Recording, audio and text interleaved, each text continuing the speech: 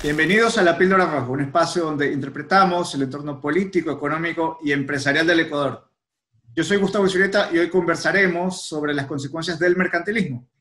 Para ello nos acompañan en el panel dos invitados de lujo.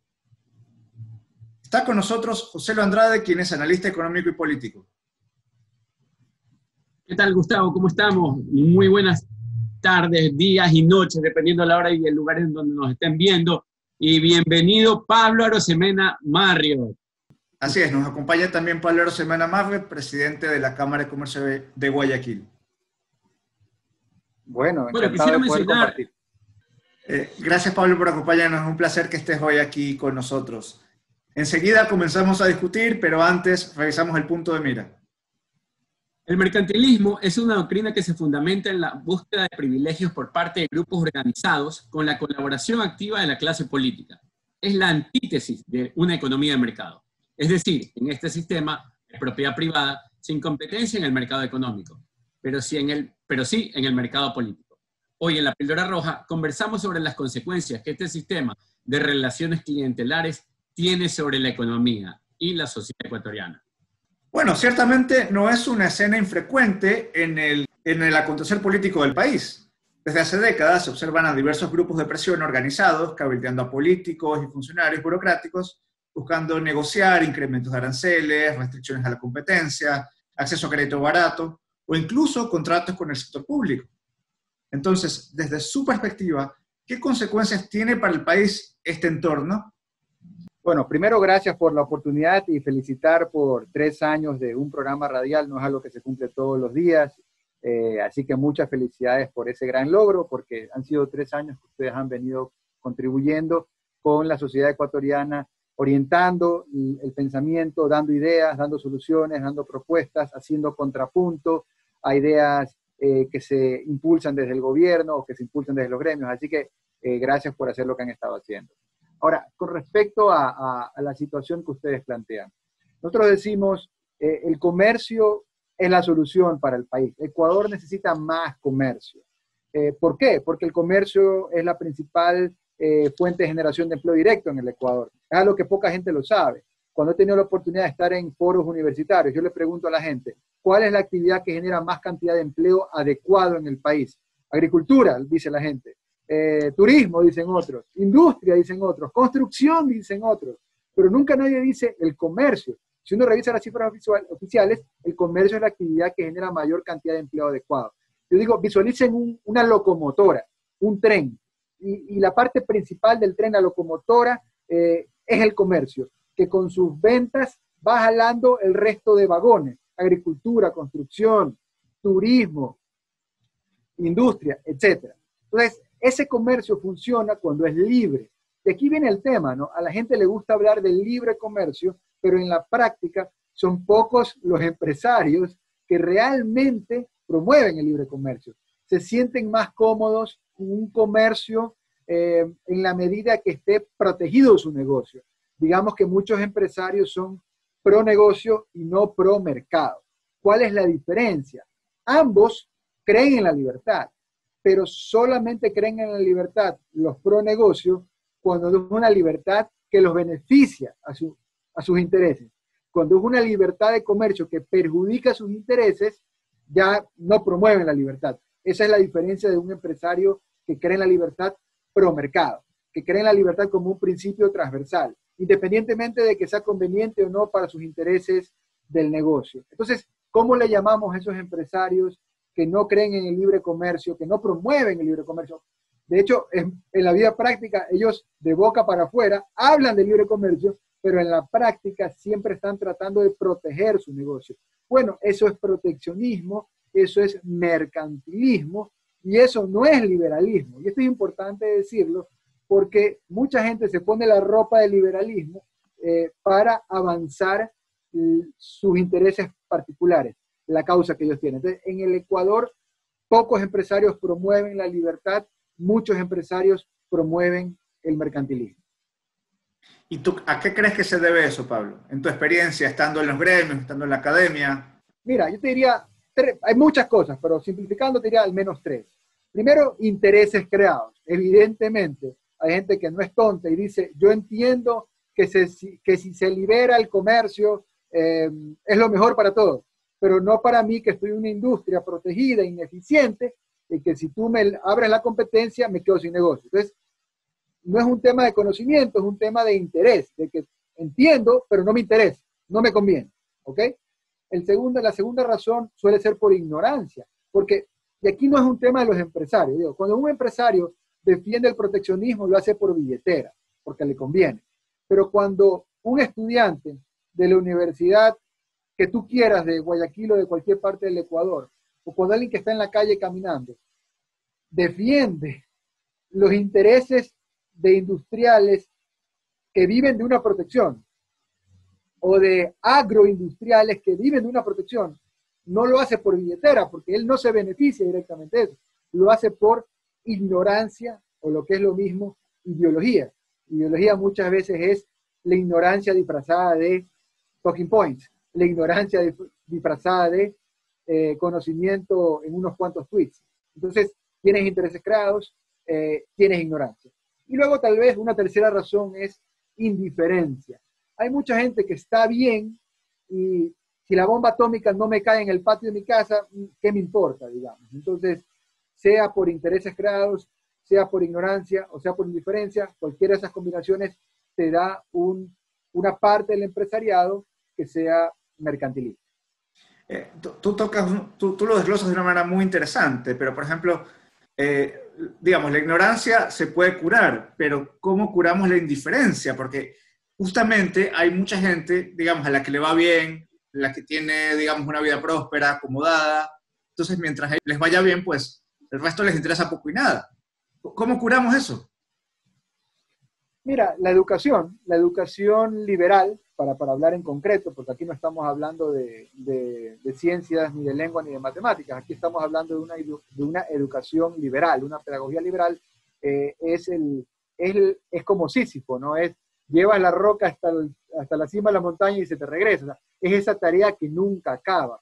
Cuando es como un tema de higiene personal, la educación liberal. ¿Qué día me tengo que dejar de bañar? No, pues hasta que te mueres te tienes que bañar, hasta que te mueres te tienes que lavar los dientes. Entonces, de alguna manera es lo mismo con la pedagogía liberal. De hecho, países que en algún momento han logrado hacer grandes reformas liberales y luego han descuidado la educación liberal, o lo que pudiéramos llamar la parte cultural, son países que luego se regresan. Históricamente, el ejemplo clásico es el de Argentina, ¿no? El país que se desdesarrolló. Tiene esta constitución liberal de 1850, hace reformas liberales, tiene prosperidad, pero ya para 1920, 1930, digamos, se dejaron de trabajar en el ámbito cultural. Empieza la decadencia, digamos. Claro, y luego también tienes el caso de Chile como uno más reciente, ¿no? En el caso de Ecuador, ni hemos tenido mucha reforma liberal, ni hemos avanzado mucho en el tema cultural, digamos. Pero esas son las oportunidades y la educación es el camino. La educación es el problema, la educación es la solución. ¿Cuál es tu lectura, José Lor? En realidad existe una especie de relación de conveniencia entre aquellos que son mercantilistas y los gobiernos. Porque en muchas ocasiones llega el candidato político que dice, mira, yo quiero llegar a la asamblea, por ejemplo, y una vez que está ahí, desde luego te voy a ayudar, pero para poder llegar tú tienes que apoyar mi campaña. Entonces hay una mala relación, una relación de convivencia entre este mercantilista que en cierto modo es un parásito del sistema, ya que vive de privilegios, y que aupa a ciertos candidatos políticos para que estén ahí precisamente defendiendo esto, de una u otra forma perpetuando, digámoslo así, la falta de competencia, la existencia de privilegios y una serie de cosas. ¿Por qué más de 20 años atrás decidiste tú iniciar la vía del emprendimiento, de la empresa, y no tomar la otra vía? Yo te resumiría en dos tipos de razones. Unas razones de orden práctico, y otras razones de orden ideológico, y esa va a ser la novedad. Las razones de orden práctico, la historia larga, corta, mi papá, doctor en psiquiatría, muy intelectual, digamos, mi mamá, doctor en psicología, pero aplicada a la empresa, y mi mamá trabajó toda su vida en la empresa de mi familia, una empresa creada hace 86 años por mi abuelo, de la cual yo soy la tercera generación, y una empresa, digamos, mediana, tirando para grande. Yo pude ver desde pequeño, mis padres, digamos, se divorciaron cuando yo tenía 10 años, de que mi papá era una persona inteligente y me motivaba a estudiar, a sacar un doctorado, etcétera, en cualquier rama del conocimiento, pero mi papá, digamos que la parte económica estaba siempre, vivía de su trabajo, pongámoslo de esa manera, ¿no? Él tenía que trabajar para poder sobrevivir. Y por otro lado, yo veía por el lado de mi mamá y mis tíos, que eran tal vez no tan inteligentes, pero inteligentes, digamos, gente normal, pero que la parte económica estaban un poco más cómodos, más holgados. De alguna manera la parte económica la habían logrado resolver. No trabajaban para el dinero, sino que habían logrado que el dinero trabaje para ellos. Entonces, la parte práctica de la decisión en mi vida es que yo me di cuenta de eso. Yo digo, ok, quiero estudiar, quiero de pronto hasta sacar un doctorado, pero a mí sí me interesa hacer que el dinero trabaje para mí. Y tengo que aprender eso de ahí. No sé cómo, sé que es posible, pero sé que tengo que aprender eso. Entonces, ahí había una motivación. Y darme cuenta que si tú quieres alcanzar eres liberal, quieres alcanzar la libertad financiera, trabajando en relación de dependencia es muy difícil. Es posible, porque, digamos, hay CEOs de multinacionales que ganan muy bien, pero son contados, digamos, ¿no? Son casos excepcionales realmente. Son Digamos casos que tienes un sueldo de $2 millones al año y claro, gastas tanto y el resto lo puedes invertir, pero es excepcional. Sí, correcto, pero más allá del dinero, porque digamos que el dinero es una parte, pero yo siempre digo que el dinero es lo más importante de las cosas menos importantes de la vida, ¿no? Entonces, pero es una parte que la necesitas resolver. Yo digo que más allá del tema del dinero es el tema de la libertad que te compra el dinero, ¿no? Porque tú puedes tener plata y ser infeliz, o ser pobre y también ser infeliz. El juego más que tener dinero es ser feliz, pero necesitas tener un poco de dinero para poder ocuparte de otras cosas. Entonces, esa motivación de prácticamente comprar mi tiempo, ser dueño de mi tiempo. Uno nunca es dueño y amo y señor de su tiempo, ¿no? Siempre igual. Hasta Jeff Bezos, digamos, tiene que rendirle cuentas a accionistas, a autoridades. O sea, al final es un trade-off, un intercambio, pero es importante ser más dueño de mi tiempo que si lo entrego completamente. Entonces, eso, el emprendimiento era una alternativa. Esa era una cosa. Y luego, desde la perspectiva ideológica, esto es algo que fue producto de una conversación con José Ignacio del Castillo, uno de los liberales españoles, digamos, de la camada de Gabriel Calzada. En el año 2003, yo estaba estudiando en España, de 17 años, yo hacía mi maestría en tal tema, en política, pero aprovechaba horas extras para ir a buscar a los liberales del Instituto Juan de Mariana, que recién estaba ahí, pues, fundándose en la calle El Ángel número 4, me acuerdo, ¿no? Que era algo pequeño, entonces iba a las tertulias, a las reuniones, a la casa de José Ignacio también, que era un poco las afueras de Madrid, y conversando, él alguna vez dijo algo que no era el tema de conversación, no creo que él sepa que a mí me causó impacto, pero a mí me causó impacto. Y él dijo algo así como que yo inflaba el pecho de que yo era anarcocapitalista y estas cosas, ¿no? Entonces él me dice, mira, la única forma de vivir el anarcocapitalismo hoy, y no esperar a la plataforma en el océano, digamos, es que el caudal de capital, la plata que tú hayas generado, sea tanta que el peso relativo del Estado cae. Entonces, ¿qué te molesta de vivir en una sociedad que no es anarcocapitalista? Pagar un montón de impuestos. Me molesta viajar. Viajar tengo que sufrir porque tienes que estar 3 horas antes y todo. Bueno, si tuvieras un avión privado, tu vida sería más fácil, ¿verdad? ¿Qué tienes que hacer para tener un avión privado? O un helicóptero, o chartear un avión privado, o ir en primera clase. O sea, cómo el dinero te hace que el peso relativo del estatismo no desaparece, pero te estresa menos. Y claro, cuando me doy cuenta, los grandes empresarios, ellos por eso no se quejan mucho de los impuestos, porque, digamos, no es el problema principal de ellos, ¿no? Tienen economía de escala. La tramitología, tengo un departamento con 10 personas para lidiar con la tramitología. Entonces, ese consejo práctico un poco me movió una campanita en el cerebro. A ver, aquí hay una fórmula de conciliar la ideología que tengo con la manera en que quiero ser un hombre productivo en la sociedad. Entonces, en la manera que soy más productivo, tal vez me voy a estar acercando más a un estado de las cosas donde yo viva más libre y donde el Estado me pese un poquito menos. José Ignacio del Castillo, el Instituto Juan de Mariana, que nombra Pablo, la verdad que son temas sumamente interesantes. Al Instituto Juan de Mariana, chicos, es hora de seguirlo, sé que no lo están haciendo. A José Ignacio del Castillo tienen que googlearlo. Él es uno de los cracks del Instituto Juan de Mariana, de alguna manera fundador, y hasta donde tengo entendido, incluso maestro de Gabriel Calzada y de Juan Ramón Rayo, y de ese grupo extraordinario, los chicos de Juan de Mariana. Por otro lado, ponerles un ejemplo sencillísimo, ¿no? La verdad es que es jodido retirar el subsidio al gas. En términos generales, políticamente hablando, los políticos no se animan a retirar el subsidio al gas porque dicen, el pueblo se nos viene encima.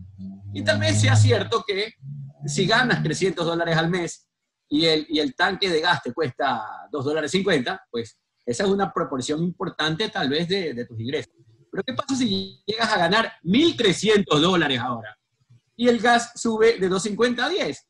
Bueno, sí, es verdad, es una elevación sustancial, pero es relativamente menos importante, dado que ahora que tienes $1.000 más en tu bolsillo, la situación cambia, pues, o sea, ya tienes, no sé, para pagar una mejor escuela para tus hijos, tienes para pagar un mejor alquiler de departamento, puedes tal vez comprarte un cacharrito, así sea de segunda mano, pero lo cierto es que tus intereses o tus dificultades pasan a ser diferentes.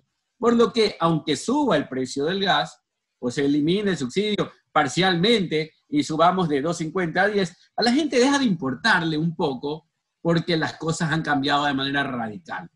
A lo largo de la historia, una importante cantidad de grandes fortunas que existen en el Ecuador se han creado o incluso consolidado al calor de relaciones clientelares, financiamiento de campañas y pactos empresariales con el poder político de turno. Teniendo este factor en cuenta, ¿se podría decir que nuestro país está condenado a seguir padeciendo este sistema? No, de ningún modo, ¿no? Lo que ha sido no tiene por qué seguir siendo. El futuro está abierto y el futuro que queremos tenemos que crearlo. O sea, el futuro que no queremos llega solo, no hay que hacer nada, pero el que queremos hay que crearlo. Entonces, la tecnología ayuda, cada vez la gente es menos tonta. Yo siempre digo, los tontos se acabaron en 1980, creo. O sea, ya la gente es muy avispada, la gente es intuitiva, la gente se da cuenta, la gente quiere vivir de manera próspera, la gente quiere vivir mejor. Ahí el desafío liberal es de marketing, ¿no? Siempre al final termina siendo de marketing porque tal vez estamos obsesionados que la gente diga que es liberal o que quiera toda la reforma liberal, pero en resumen la gente quiere vivir mejor, ¿no? La acción humana, la gente quiere pasar de un estado menos satisfactorio a un estado más satisfactorio, y como individuos y como sociedad, y toda familia quiere eso y todo padre quiere eso para sus hijos. Entonces yo estoy bastante optimista de que se pueden lograr reformas en el cortísimo plazo que vayan marcando la diferencia, ¿no? ¿Cómo resolver todos los problemas del Ecuador? Caramba, ¿no? Pero no hay que resolver todos los problemas del Ecuador. Pensemos que hoy estamos a 60 días menos de una elección presidencial donde hay muchos candidatos que no llegan al 1%. Hay un candidato que significa regresar al 2006, al 2007, y tener a Rafael Correa recargado: venganza, persecución, amnistía y desdolarización.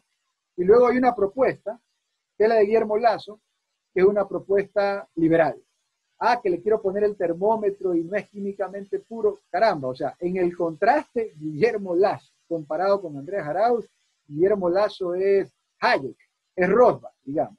Entonces, Ecuador tiene la oportunidad de tener una alternativa liberal que en 4 años, o 8 años, porque el que entre puede reelegirse, ¿no? Puede tener hasta 8 años, pudiera estar haciendo 1, 2 o 3 grandes reformas.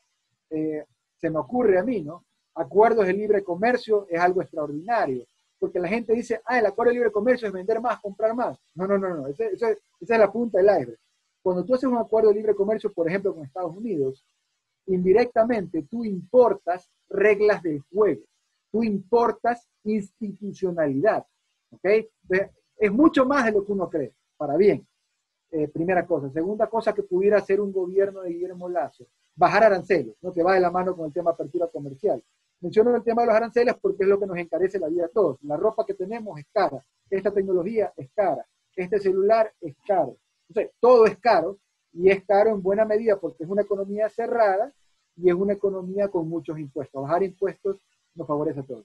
Entonces, abrir, abrir acuerdos comerciales, bajar aranceles, y el tema laboral, darle mayor flexibilidad al tema laboral, yo creo que ya está. Tienes ahí un gobierno que habrá dejado hecho un camino para que Ecuador empiece a crecer. Yo siempre creo que estamos a 20 años de ser potencia. O sea, sí, a ver, China creció 30 años al 10%, Perú creció casi 20 años al 6%. O sea, estamos siempre relativamente cerca de empezar a crecer, y claro, y para eso pues tenemos que empujar las alternativas correctas. Así que en resumen a la pregunta, yo estoy optimista. Yo creo que ahora en febrero y en abril hay opciones de escoger una alternativa liberal, y en mi opinión esa alternativa la encarna Guillermo Lasso. Teniendo en cuenta que tú eres muy optimista, ¿por qué crees que en el Ecuador hay tanto pesimismo y tanta apatía? Mira, algo interesante que comentarte es que en el Ecuador hay un deporte nacional aparte del fútbol, y es el deporte de quejarse. No sé si es solamente en Ecuador, cuando le cuento a mis amigos de Perú, me dicen en todas partes, ¿no? Pero ¿a qué me refiero? Mira, te cuento una anécdota. Hace unos días, un par de semanas de hecho, un amigo empresario del top 5 empresarios más grandes del país, los que venden más de $1.000 millones, estaba muy pesimista, como tú dices, con respecto a la situación. Pensaba que puede ser que venga ahora en las elecciones una propuesta populista que nos lleve al pasado, que nos saque del dólar, un tema preocupante. Mientras conversábamos y me decía todas sus preocupaciones y me argumentaba por qué él creía que eso era probable, yo lo dejé descargar y luego le hice un puente, una bisagra a hablar de otros temas, y le empecé a preguntar por sus negocios. Y inmediatamente cambió el tema, ¿no? Y luego le pregunté, oye, he visto que has sacado un nuevo formato de tu negocio. ¿Cuántos locales tú estás abriendo al año? Y él me dice 3. Le digo, ¿3 locales al año? Dice, no, 3 locales mensuales. Es una persona que vende más de $1.000 millones aquí en el Ecuador. Y yo digo, oye hermano, no te estabas cortando las venas de que, bueno, tú sabes que los negocios tienen que seguir. Entonces, ¿qué es lo que te quiero decir? Es normal quejarse y es razonable quejarse, y hay razones para quejarse, pero el empresario siempre está remando, digamos, porque es que no hay otra, ¿no? El empresario que no es optimista no puede ser empresario. Tal vez no sea optimista con respecto al futuro del Ecuador, a la macro, digamos, pero con respecto a su micro, a su equilibrio parcial, es que no le queda otra. La naturaleza del empresario es ser optimista. Cuando trabajas en relación de dependencia, te puedes dar el lujo de escuchar las canciones cortavenas y entrar el lunes deprimido. Pero un empresario nunca puede estar deprimido. Tienes que tratar de ver el vaso medio lleno. Bueno, la verdad yo creo que el 2021 es el año, ¿no? Primero abandonaremos este 2020 que ha sido realmente jodido. Llega la vacuna. La verdad yo también creo que tenemos oportunidad de cambiar de gobierno y avanzar hacia adelante, porque también podemos avanzar en la dirección contraria, como lo hemos hecho durante bastante tiempo. Yo creo que en realidad es difícil que Tontín llegue al poder, porque no tiene estructura, no tiene tiempo, no, solamente dice cosas que no tienen sentido, y en el fondo ya no tienen la estructura política que tuvieron en el pasado, ya no están en el poder, y por otro lado, el equipo de ellos está o prófugo de la justicia, o con grilletes, o se encuentran en la cárcel, así que dudo mucho, la verdad, el sentido común me dice que estas tonterías no pueden llegar al poder en esta ocasión, porque si la ocasión anterior ya perdieron, ahora que no están en el poder y con estas nuevas circunstancias es imposible que puedan ganar. Ahora, Pablo, mencionabas que el Ecuador es arbitrariamente caro, porque la verdad es arbitrariamente caro. O sea, si en este momento volamos los aranceles, los teléfonos que se encuentran en el exterior pasan a costar básicamente lo mismo más el traslado, ¿ya? Y bueno, y eso podría ser una realidad, digámoslo así, muy próxima, pasar a vivir en una sociedad radicalmente menos cara, arbitrariamente cara en este momento, pero ahora sí podríamos vivir en una sociedad normal. En todo caso, ¿a qué me quiero referir? Ustedes, al igual que en la película Matrix, ¿ya? Aquellos que nos están escuchando, al igual que en la película Matrix, saben que algo está mal, ¿ya? Lo perciben. Hay una perturbación.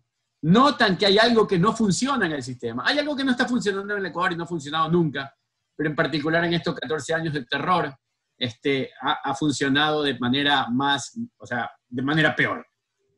Y el tema es que Ecuador tiene solución.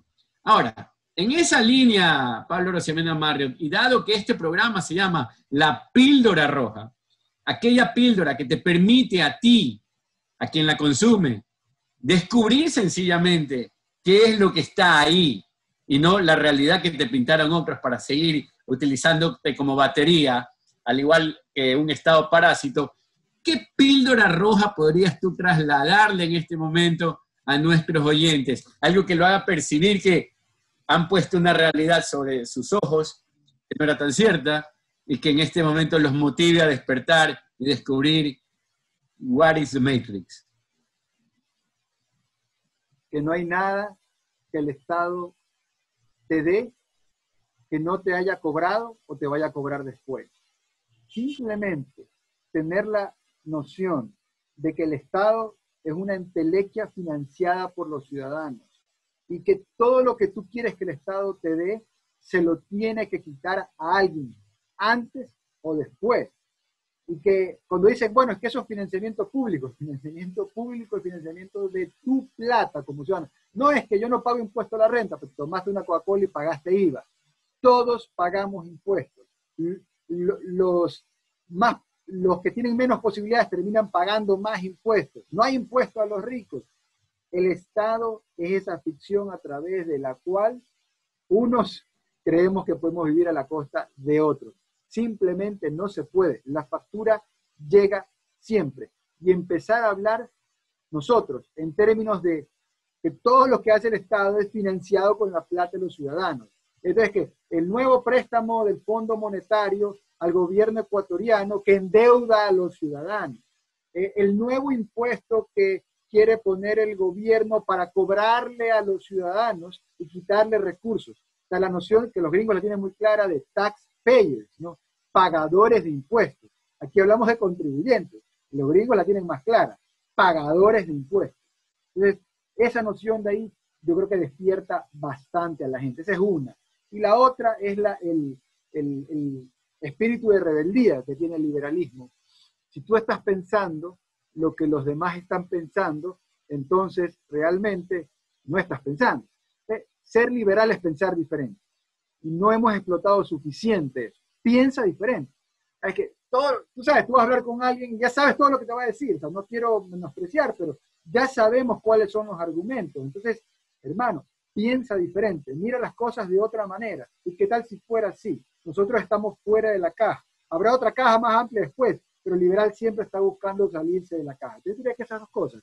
La noción de que nada de lo que nos da el Estado nos lo da gratis, que todo nos va a costar, o ya nos costó, nos costará después, y la noción de que hay que pensar diferente, porque es la única forma de hacer caminos distintos al que venimos ya recorriendo. Piensa diferente. Bueno, y es que tú acabas de mencionar que el Estado es la máquina, ¿ya? Es esa máquina que nos chupa energía y que las justificaciones que brinda para decir soy necesario son ese software, ¿ya? Que nos permite vivir esa la realidad según la película La Matrix. Y bueno, y quiero que noten en particular que la canción inicial, el intro de La Píldora Roja y La Píldora Roja tienen que ver mucho con la película Matrix. Así que tarea de fin de semana, vayan a ver esa película. Es una trilogía excelente, de hecho, van a pasar el fin de semana muy a gusto. Es una película, si quieren, hasta un poco de nuestra generación. Los chicos que tienen 20 no la han visto, y es una película que vale la pena ver. Es una película en la cual ustedes pueden asociar a este Estado, que les mete ideas de que es necesario, y lo único que hace es mantenerse a tus costillas. Y bueno, y yo diría que, ampliando un poco más lo que tú acabas de decir, y este pensar diferente es haber descubierto qué es la matriz.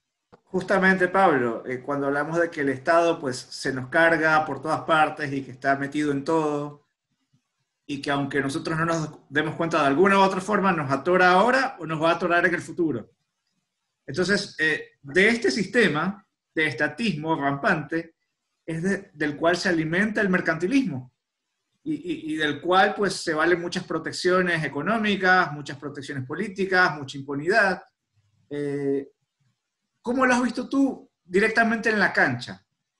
Es real, ¿no? La gente cuando está en la cancha defendiendo sus negocios, la gente hace todo lo que cree que tiene que hacer para poder defender su patrimonio. Entonces, las ideas pasan a un plano ya no principal, sino secundario o terciario inclusive. Y eso es algo que, aquellos de nosotros que nos interesa promover las ideas de libertad, tenemos que comprenderlo mejor. O sea, tenemos que entender cómo se mueven los intereses de las personas y hacer un poco de jiu-jitsu con eso, ¿no? A ver, ¿a qué me refiero? Entonces, los exportadores quieren un exportador de banano, por dar un ejemplo, quiere libre comercio y no quiere que el gobierno fije el precio oficial de la caja de banano. Perfecto. Pero claro, le interesa eso porque sabe que la composición del mercado hay más productores que exportadores, entonces en libre mercado el precio se va, al menos en el corto plazo, se desploma y compran más barato. Está bien, pero luego tócale otros temas y ya lo perdiste a ese empresario. Entonces, entender cuáles son aquellos aspectos que a ciertos grupos empresariales les conviene a la libertad, y el liberal tendría que ir ahí surciendo, digamos, tenemos que ir armando el muñeco, porque no podemos esperar que todo el mundo sea empresario pro mercado, es lo ideal, pero no va a pasar, no pasa aquí, no pasa en Estados Unidos, no pasa en ningún lado. Hace poco estuve leyendo, que lo recomiendo, estaba leyendo últimamente buenos libros. Leí el de la biografía de Anthony Fisher, que es un libro que lo tenía hace años, pero nunca lo había leído, y lo disfruté ahora hace un par de meses. Anthony Fisher, el empresario inglés, que es el que dio origen a los tanques de pensamiento liberales, ¿no? Que tiene este encuentro ya casi que bíblico, donde se entrevista con Hayek y Anthony Fisher le dice, oye, quiero hacer política. El tipo le dice, lo desanimó que haga política y lo animó a que con la plata del negocio de pollos, que era un negocio próspero, más bien invierta en una cosa rara, que eran no eran universidades, no eran colegios, no era política tampoco, este laboratorio de ideas, estos tanques de pensamiento. Ya arrancó con el IEA, Institute of Economic Affairs, y luego con Atlas al otro lado del charco, en Washington, Estados Unidos, de hecho en Virginia. Y es interesante ese libro porque te cuenta los detalles de la vida de este hombre, y de nuevo, ¿no? El tipo hizo plata, porque cuando el tipo no tenía plata, nada de esto pasaba, ¿no? Entonces, los liberales se deben en este sentido a un mecenas que primero hizo plata, pero no había plata, no había nada, ¿no? Pero claro, ese tipo que es liberal o como Pierre Goodrich, por otro lado, son muy poquitos. Entonces, aspirar a que todo el mundo sea así está difícil. Me parece que sería mucho más práctico tratar de identificar cuáles son los espacios de libertad que les convienen a ciertos empresarios, y los liberales estratégicamente empezar a explotar y empezar a sumar voluntades. De ahí es donde los liberales tenemos que tener paciencia, ¿no? A veces los liberales queremos que los empresarios den plata para todas las ideas liberales. Los liberales queremos que los políticos liberales promuevan todas las reformas liberales. Y ahí hay que tener un poquito de paciencia, ¿no? Y esto es un arte más que una ciencia, porque del otro lado, en el lado de la izquierda, ellos son más hábiles. Cierto es que venden una idea que es más fácil, la idea que te voy a dar, no la idea que no te voy a quitar, y es más fácil, te voy a dar, pero ellos tienen la habilidad para hacer equipo entre una serie de personas que tienen ideas o sea, ¿qué tienen en común? Alguien que promueve el feminismo, con alguien que promueve el ecologismo, con alguien que promueve el pro-choice. O sea, son cosas o sea, no hace sentido la unión de esos temas. Tranquilamente tú pudieras, de hecho, lo coherente es que si eres liberal en una serie de temas, digamos. Yo lo que quiero decir es que las ideologías también se han armado de forma artificial. Entonces, los de izquierda han tenido la habilidad para no pelearse con la gente que es parecida a ellos, y a veces los liberales estamos con el termómetro viendo quién es químicamente puro, y caramba, así no avanzamos, ¿no? Entonces, yo creo que es válido hacer distinciones y quién es más conservador y quién es más liberal, está muy bien eso. No hay ningún premio para el que sea más de una forma o más de otra, no hay premio para eso, no debería haberlo. Está bien entender que hay distintas cosas y que la libertad es ser libre y no, Hayek, el último capítulo de Fundamentos de la Libertad es ¿por qué no soy conservador? Digamos. Todo eso está muy bien, pero para efectos de empujar las reformas hay que hacer equipo, digamos, ¿no? Es como que el día de mañana, como decían en la Guerra Fría, ¿no? Si el día de mañana, en esa época de la Guerra Fría, se hablaba en los 60, 70, 80, se decía, si viniera una invasión, alguien, ahora que hay este científico israelita que dice que confirmado que los aliens ya están aquí en el planeta Tierra hace tiempo, y que han aparecido esos monumentos, no sé si los han visto en Utah y en una serie de partes. Bueno, ahora en la Guerra Fría se decía, oye hermano, ¿qué crees que pasa con Rusia y Estados Unidos? Con Alemania comunista, Alemania capitalista. Si en este momento aparece un platillo volador que nos va a repartir balas o rayos fotónicos a todos, ¿qué crees que pasa? Todo el mundo se une, digamos, todo el mundo se une. Entonces, de alguna manera hay que ver también en perspectiva las cosas. A los liberales a veces nos falta eso, hacer el cargamontón, el unirnos, al menos en un tramo de lucha, y ya después cada uno se vuelve a reagrupar. Pero es importante hacer equipo. Bueno, yo diría que esto ha venido pasando a lo largo de la historia y precisamente para evitar la tiranía, ¿no? Sucedió 5 siglos antes de Cristo, cuando se unieron los griegos, me refiero específicamente a los atenienses y a los espartanos, en contra de un enemigo común que era el imperio persa de aquel entonces. O sea, esto ya ha pasado. Y en este caso yo creo, y estoy totalmente de acuerdo contigo, Pablo, lo que hay que hacer es entender cuál es el enemigo común. El enemigo común es el socialismo, en todas sus variantes. El enemigo común son estas ideas totalitarias que nos llevan hacia atrás, que hacen que el Ecuador no avance en la dirección adecuada. Y en todo caso, bueno, pues en la medida en que entendamos cuál es el enemigo común, que es aquel que promueve la pobreza, la desesperación, y el que ha dado lugar al éxodo masivo en Venezuela, pues probablemente ahí empecemos a avanzar en la dirección adecuada. Pero si nos ponemos muy quisquillosos, en realidad que lo que hacemos es hacerle el juego a los enemigos de la libertad, y esto de aquí no puede ser. Por otro lado, también quería hablar y resaltar lo que tú acabas de decir sobre el Institute of Economic Affairs. O sea, este instituto, que estuvo muy de la mano del gobierno de Margaret Thatcher, recordemos la famosa dama de hierro, pues se nutre de estas ideas, y estas ideas impulsan una ola de reformas económicas en Inglaterra y en Estados Unidos, en este caso con Ronald Reagan, que dieron lugar a un cambio significativo en el hacer economía, en el rumbo de las economías inglesas y norteamericanas simultáneamente. De hecho, te recomiendo, probablemente lo hayas hecho, Pablo, ahorita ¿cómo se llama? En Netflix está la serie The Crown, y en este momento particular yo me encuentro en el capítulo donde está Thatcher con la reina Isabel II, y ella le dice que tenemos que poner la economía por delante, y que al igual que el buen samaritano en la Biblia, la gente recuerda que el buen samaritano ayudó a quien estaba caído, pero lo que usualmente no recuerdan es que el buen samaritano tenía dinero, y que por tener dinero es que pudo ayudar. Y muchos de los problemas que enfrentamos en el Ecuador y en América Latina, en realidad se resuelven poniendo a funcionar la máquina de la economía, poniendo el proyecto económico por delante.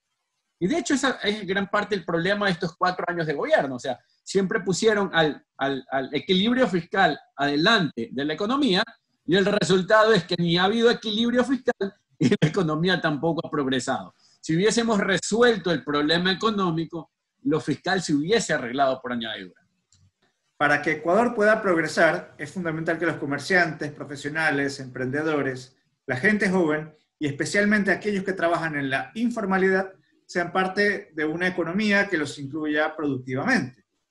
Entonces, ¿cuáles son las reformas que necesita este país para que el ciudadano de a pie pueda salir adelante por sus propios medios? Estos temas pueden ser infinitos o pueden ser muy concretos. Entonces, a mí me gusta resumir en el ABC, porque es algo que la gente lo puede recordar, y me interesa que más gente le dé la vuelta a las mismas ideas. Entonces, ABC, todo el mundo sabe lo que es un ABC, se me dañó el carro, mándale a hacerle un ABC. Entonces, por ABC me refiero a abrir mercados, bajar impuestos, crear confianza. Entonces, abrir mercados, hace un rato hablábamos del tema de TLC con Estados Unidos. Chévere que el gobierno ahorita habla de que, bravo, hemos firmado un acuerdo de primera fase, está bien, pero lo que no nos dicen es que eso es como que me voy a ir a Salinas, y ya ahorita, no sé, pues todavía estoy esperando que me pase recogiendo el colectivo. O sea, falta mucho todavía. Faltan 2 años, tiene que eso ser aprobado por Congreso americano, Asamblea. Pero, ok, es algo positivo. Es algo positivo que estemos hablando de eso y lo tendrá que hacer un siguiente gobierno. Si gana Lasso, seguramente tenemos TLC con Estados Unidos. Si no, pues sería muy complicado. Luego, acuerdo de comercio con la Alianza del Pacífico, México, Perú, Colombia, Chile. 220 millones de personas, mayor poder adquisitivo. Ganamos en la ida y en la venida, ganamos exportando, importando más barato. Entonces, abrir mercado. Lo segundo, bajar impuestos. Hay un pocotón que se pueden bajar, pero yo me concentro en aranceles por el tema del encarecimiento de nuestra vida. Me concentro en el ISD, me concentraría en ICES, Impuesto al Consumo Especial. El día de ayer me invitaron a hablar sobre propuestas para duplicar el PIB de Guayaquil. Yo decía que es increíble, es como estamos sentados en una mina de oro. Todos los días, cuando transitamos por nuestra ciudad, paseamos por una mina de oro que se llama el río Guayas. Y es un río que realmente, más allá de la satisfacción visual, no lo explotamos. O sea, ¿qué se hace con el río Guayas a nivel de turismo? ¿Qué se hace con el río Guayas a nivel de navegabilidad para el transporte, para la comunicación? Muy poco, prácticamente nada. El año pasado que estuve en Boston con mis hijos, justamente por el tema de la universidad que ahora lo han aceptado, nada, el río de Boston es muy chiquito, no se compara al río Guayas. Pero me acuerdo que había una atracción turística que nos llamó mucho la atención. Y mis hijos decían, eso debería haber en Guayaquil. Y es un bus, imagínate un colectivo que la carcasa tiene forma de barco y el piquete del trayecto es como que está dando la vuelta por la 9 de octubre, digamos, el bus. Pero luego el bus se mete en el río, ¿ya? El bus es anfibio. Una tecnología que creo que es de la Segunda Guerra Mundial. O sea, la tecnología no tiene nada nueva. Pero es una cosa chévere, ¿no? Es un tour y ahora el bus se metió en el río. Entonces, tantas cosas que se pudieran hacer. Y menciono esto porque bajar impuestos para embarcaciones es algo clave. Miren ustedes ahorita el río de donde estén y van a ver pangas, van a ver canoas, pero ¿por qué no ves botes? ¿Por qué no ves, no sé, cruceros, fragatas, yates? Porque es carísimo, porque tienes 35% de arancel, tienes aparte impuesto, 15% de impuesto al consumo especial. Entonces, termina costando 50%, 100% más. Entonces, la gente no se anima a invertir en negocios que estén relacionados al río. Entonces, abrir mercados, bajar impuestos y, por último, crear confianza. Entonces, el gobierno, ¿qué hacía antes? ¿Qué ha hecho ahora? Nada. Hace muy poco para efectos de crear confianza. Dice una cosa, hace otra. Imagínense que el gobierno nuevo empiece a valorar su palabra y que diga cosas y que las cumpla. Por ejemplo, este gobierno dijo, voy a hacer solamente una reforma tributaria, hizo varias. No voy a subir impuestos, lo subió. Voy a eliminar el anticipo del impuesto a la renta, lo restituyó. Entonces no hay confianza, ahí no hay confianza. Entonces, lo importante que es crear confianza y otra forma de crear confianza. Imagínate que un nuevo gobierno esté constantemente haciendo viajes para abrir mercados. O sea, no viajes intrascendentes, sino viajes para atraer inversionistas. Bueno, eso crea confianza. Y que baje impuestos y que abra mercados, todo eso abona la confianza. Yo creo que ese es el ABC. Abrir mercados, bajar impuestos, crear confianza, esa es la clave. Yo te quisiera pedir, Pablo, que tú, Pablo Arosemena, le des un consejo a las personas que nos están escuchando. Un consejo no se cambia vidas, así como tal vez lo fue un libro, tal vez lo fue algo. ¿Qué es lo que deberían hacer para alcanzar sus sueños, para alcanzar sus objetivos, para llegar hacia donde quieren estar? ¿Qué consejo le darías a los seguidores de la Píldora Roja? Autoanálisis. Mira, el paso del tiempo a nadie lo hace mejor, nos hace más viejos. Pero si pasa el tiempo, si cada día tú le pones un poquito de cabeza, tal vez no lo haces todos los días, pero cada semana, cada que te acuerdas o desarrollas el hábito de hacer autoanálisis, de decir, a ver, en cualquier ámbito de tu vida, tu ámbito profesional, en cómo te relacionas con los demás, en cómo hablas en público, en cómo haces plata, en lo que sea. Y te haces preguntas como esta. ¿Qué estoy haciendo mal? ¿Por qué lo estoy haciendo mal? ¿Cómo lo pudiera hacer mejor? ¿Ya? Ese tipo de autoanálisis es la llave que abre los candados. O preguntas como, ¿qué estoy haciendo bien? Porque todos los días hay cosas que todo el mundo hace bien. Pero, ¿qué? O sea, tratar de ver, ¿qué estoy haciendo bien? ¿Por qué lo estoy haciendo bien? Y luego, ¿cómo lo pudiera hacer aún mejor? Ese tipo de preguntas de autoanálisis es lo que te hacen ser versión 2.0, 3.0 y evolucionar. O sea, pasar de 4K a 8K y hacia adelante. Así es. José, justamente tú eres parte, y Pablo también es parte del Foro de Libertad y Prosperidad. Entonces, en cuanto a reformas, creo que por ahí tienen una batería muy importante de la cual compartirnos.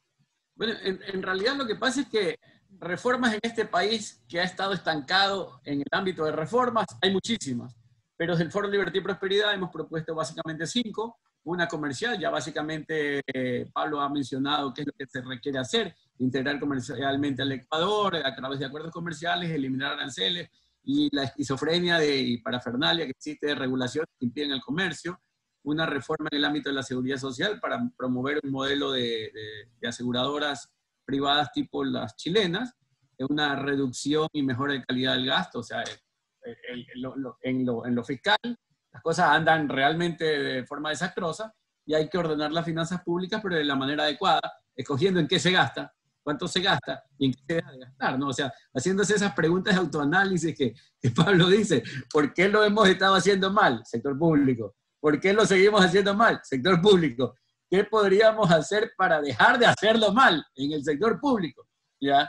Y bueno, y por otro lado, pues tenemos una reforma laboral pendiente, si bien siempre ha sido necesaria, con este entorno en el que estamos desarrollándonos de COVID, es mucho más necesaria una reforma en este momento que le permita al empresariado adaptarse a las nuevas circunstancias. Y por último, pues está el tema de traer más banca al Ecuador, porque integrarse es algo completo, o sea, es integral, no se trata solamente de integrarnos en esto o en aquello, hay que integrarse a todo, y traer más banca al Ecuador pues va a solucionar los problemas que los ecuatorianos tienen. Los emprendedores necesitan financiamiento, las empresas requieren en este momento liquidez, las bajas tasas de interés son en realidad lo que muchos ecuatorianos han estado esperando por mucho tiempo, pero eso no se cambia por una normativa de una junta bancaria, se cambia a través de promover más competencia en el sector financiero trayendo más banca. Y esto lo estamos impulsando, como bien dijiste, Gustavo, junto a Pablo y a otros destacados ecuatorianos desde hace algún tiempo. Y por cierto, ya que estamos aquí, pueden verlo en la página del Instituto Ecuatoriano de Economía Política, www.ieep.org, en la viñeta o en la pestaña que dice foro, y ahí pueden averiguar un poco más sobre esto y ver incluso quienes firman. Y como lo firma Pablito Arosemena, ya ustedes pueden estar seguros de que la cosa pinta bien. Ahora bien, o sea, suponiendo, digamos, que el 2021 Guillermo Lasso sea presidente, Guillermo Lasso gana las elecciones y tenga que nominar a un ministro de Economía. Y digamos que ese ministro de Economía sea Pablo Arosemena Mappert. ¿Cuáles serían las prioridades de Pablo Arosemena Mappert como ministro de Economía en un hipotético caso? Sí, hipotético porque no es algo que estoy pensando, ¿no? Pero en ese hipotético caso, y entiendo que eso no es que depende de mi pensamiento particular, sino que ahí dependería de una visión compartida, en este caso con Guillermo. Pero bueno, con todas esas salvedades, yo diría que lo primero, equilibrar el presupuesto. Un presupuesto que no esté equilibrado es una carga pesada sobre la ciudadanía, y el presupuesto debería inclusive generar superávit. Entonces, para eso el camino es cortar los gastos. De forma inteligente, y yo creo particularmente que hay tela para cortar en burocracia y en compras públicas. Ahí tienes dos caminos. Eso es lo primero. Luego tienes también que contribuir a la competitividad. Por el lado de impuestos, buscaría qué impuestos se pueden eliminar o simplificar. Déjenme darles un ejemplo concreto. En el negocio que estamos, pues con mi familia, el negocio de la iluminación. Entonces, la iluminación LED, que es la iluminación que hoy es el estándar, ¿no? Porque comprarte un poco incandescente, no sé quién venda, digamos. Nosotros no vendemos, o sea, todo es LED. Pero para que ustedes tengan una idea, la iluminación LED tiene aranceles altísimos, ¿ya? Tiene aranceles altos, pero no tiene IVA, no paga IVA, ¿ya? Desde la perspectiva del comercio, lo ideal sería que baje los aranceles, ¿ya? Pero inclusive, mejor que la situación actual sería que bajes aranceles y que le pongas IVA. Hoy no paga IVA, que le pongas el IVA como cualquier producto. ¿Por qué? Porque el IVA se cruza si tú eres un negocio formal, pero los aranceles altos te fomentan el contrabando. Entonces, en el momento que tú bajas aranceles, matas el contrabando, nadie tiene incentivos para contrabandear, y poniendo el IVA sería imperceptible para la actividad productiva comercial. No es subir el IVA, es ponerle el IVA a algo que actualmente no lo paga. Ahora, esto lo converso aquí, porque uno sale a decir eso, digamos, en una posición pública y pasa lo peor. Se suben el IVA y nunca bajaron los aranceles, ¿no? Que es lo que normalmente pasa. Entonces, pero lo que quiero decir es, hay mucho espacio, primero para equilibrar el presupuesto, bajando gastos, y dos, para simplificar la parte tributaria, eliminando unos impuestos y haciendo más fácil de cobrar algunos otros. Esas serían tus prioridades principales, y de pronto, ¿cuáles serían las secundarias? Insisto, en un hipotético caso. Mira, mucha gente piensa que el ministro de Economía puede reactivar la producción, pero realmente está dividido el tema en el Ecuador. Tú tienes un Ministerio de Economía y Finanzas, que es como Ministerio de Hacienda en otras partes, que es más finanzas, renegociación de deuda, o sea, deuda, presupuesto, y luego tienes un Ministerio de Producción, que es lo que en otras partes se conoce como el Ministerio de Economía, el Ministerio de Producción, el Ministerio de Comercio, el MIPRO, que se llama acá. Entonces, a mí de hecho me llama más la atención el Ministerio de Producción y Comercio, porque es ahí donde le puedes dar al acelerador, es ahí donde puedes bajar aranceles, es ahí donde puedes simplificar. Ahí está el INE, por ejemplo. Ahí le puedes poner una gran tarea de simplificación al INE, ¿no? Un TNT para simplificar al INE. Entonces, ahí me parece que está un ámbito mayor de acción para favorecer el oxígeno que necesita el sector empresarial. A esa agencia de regulación y control de mercados le apago la luz, hermano, en cuanto yo llego a cualquier puesto. Ciérrese, en lugar de expropiese, ciérrese, apáguese, bótese, acábese, porque esa agencia me tiene acá, y así hay muchas, pero esa de ahí tiene un nombrecito que desde el nombre no me gusta nada. Tendríamos para conversar un buen rato más sobre ese tema, pero sin embargo, el tiempo nos apremia y quiero, por favor, pedirles unas conclusiones. Cierras tú, así que me adelanto yo con una breve. La verdad es que estamos de aniversario, como bien empezamos mencionándolo en este programa. La Píldora Roja ha cumplido 3 años ya de estar en el aire, compartiendo con ustedes, estimados amigos, reflexiones que consideramos importantes para que el país salga adelante, para que los problemas se resuelvan en el ámbito de la realidad. Y esto no es una discusión de un programa radial, esta no es una discusión meramente académica, esta no es una discusión entre solo amigos, es una discusión que de llevarse adelante, de adoptarse, de asimilarse y darle curso a una serie de cosas, puede cambiar la vida de tu hijo, de tu hermano, de tu cuñado, de tu esposa, de aquel vecino que no tiene empleo. O sea, esto trata en el fondo de dar lugar a más oportunidades en una sociedad mucho más sana, donde vas en un vehículo y no tienes miedo si la ventana está abierta, porque querías sacar el codo porque estabas cansado de ir con las 2 manos en el volante. En la actualidad, pues, vas bien cerrado, si es que no blindado, y hay un tipo que dice, ¡hey, tú! Y bueno, y ya sabes qué es lo que viene. Existen sociedades normales, ¿ya? Y podemos ser una de ellas. Y claro, si tomamos las recomendaciones que se escuchan acá, lunes a lunes, en la Píldora Roja, y de la mano las reflexiones de cracks como Pablo Recién Amarga, nuestro gran amigo. Adelante, Pablito. Bueno, gracias. Primero, retweet de los grandes a todo lo que has dicho, lo comparto.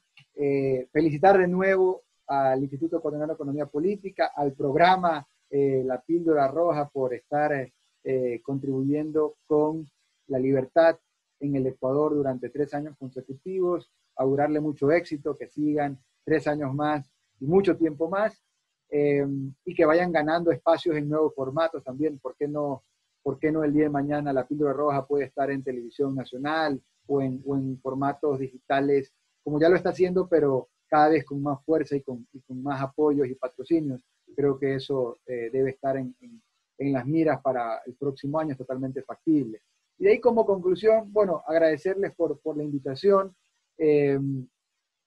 La libertad es siempre la solución, pero la libertad hay que contarla, hay que enamorar con la libertad, no hay que entrar tan, a veces es por la cabeza, pero más que por la cabeza es por el corazón, por el estómago, por el bolsillo. Hay que llegarle a la gente por donde sea más fácil llegarle, y este tipo de programas contribuyen a eso. Así que de mi parte, felicitarlos de nuevo, agradecerles y mantener el compromiso de seguir repartiendo píldoras rojas por los siguientes años venideros.